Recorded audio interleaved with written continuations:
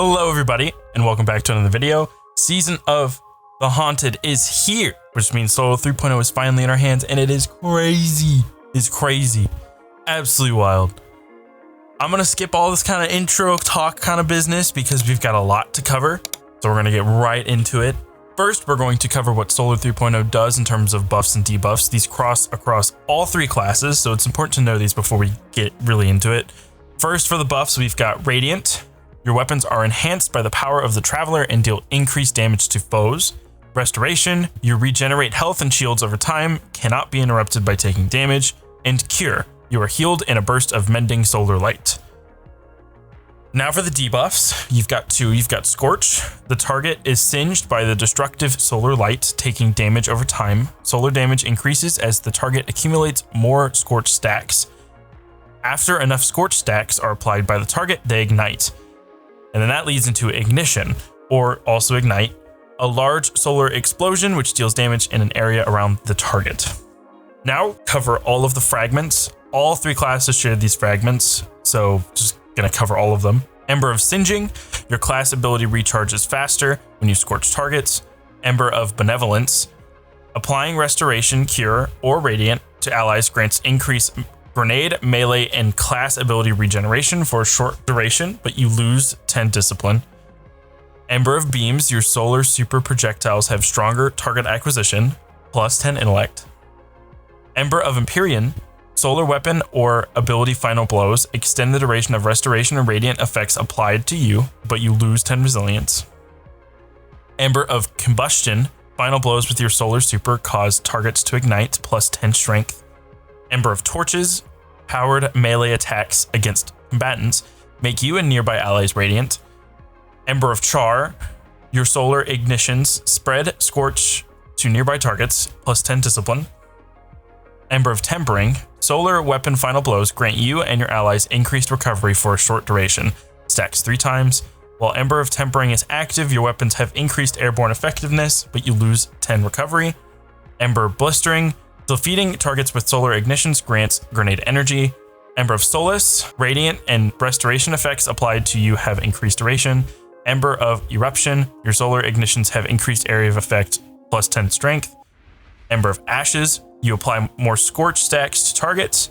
Ember of Wander, rapidly defeating multiple targets with solar ignitions, generates an orb of power, plus 10 resilience.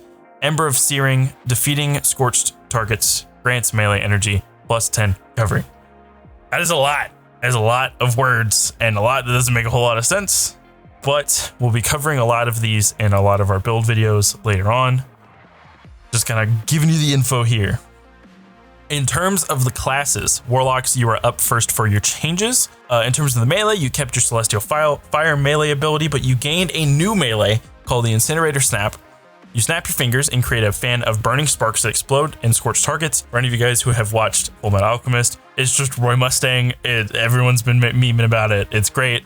I personally love it, but Celestial Fire is still probably the go-to for most people. Incinerator Snap looks like it's more of an AoE kind of fan. Your aspects are as follows. Everyone gets Icarus Dash, so dodge quickly while airborne. While Heat Rises is active, you have an additional dodge.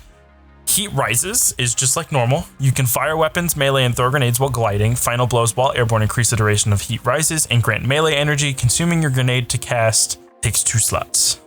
Touch of Flame is probably my favorite one.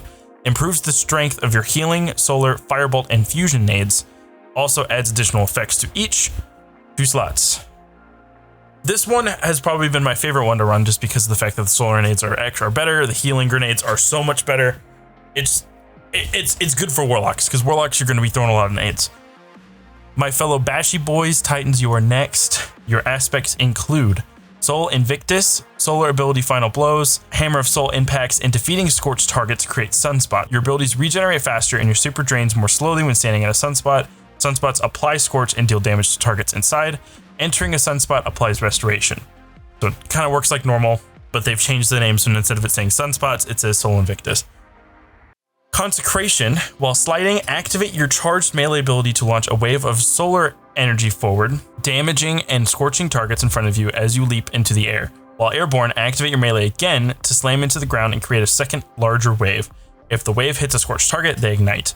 This was, as Bungie described it, as this thing needs to die, which they're pretty accurate. It does a lot of damage for a melee, and that if you use that first wave, it only takes about half your melee, so it takes the full melee once you've hit the ground, so it kind of balanced that way. If you just need to apply a scorch to something and leave, you can do it that way. But the first section, if you want to kill something really fast, you can do the second one. Roaring Flames is your last one. Final blows with solar abilities or ignitions increase the damage of your solar abilities stacks 3 times. That's pretty much all your changes. Everything else is pretty identical. The supers are the same. There's not really much change there. They did some buffs and nerfs. And my floor living hunters, your aspects are: knock them down. Your solar supers are enhanced. Deadshot has increased duration. Marksman has increased damage resistance and duration.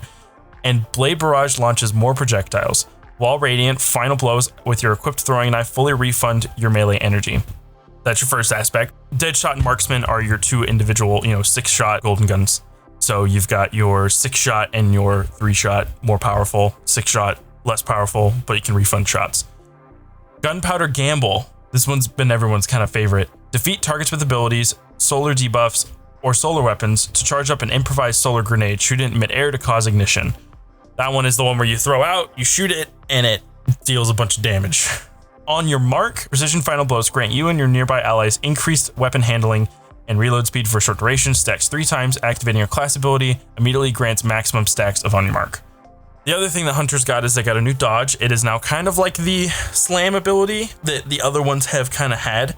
It's been pretty fun. You can kind of spread radiant that way. So it kind of has a healing factor to the Hunters. And that's pretty much it for Solar 3.0 in terms of the changes. I've been enjoying Titan and Warlock. The aspect consecration on Titan has been super fun. It deletes yellow health bar enemies like crazy. We're going to be covering these a lot more in depth later on down the road. We just wanted to get this out to you guys to cover all of the changes that have happened for Solar 3.0. We're going to go in depth a little later. So make sure you subscribe and click the bell to be notified for that. And if you like the video, make sure to like, comment, and subscribe. All that mess. In the comments, let us know how you like Solar 3.0. Let us know what you like and don't like. And yeah, thank you guys for coming out. I really do appreciate it. And we'll see y'all later. Peace.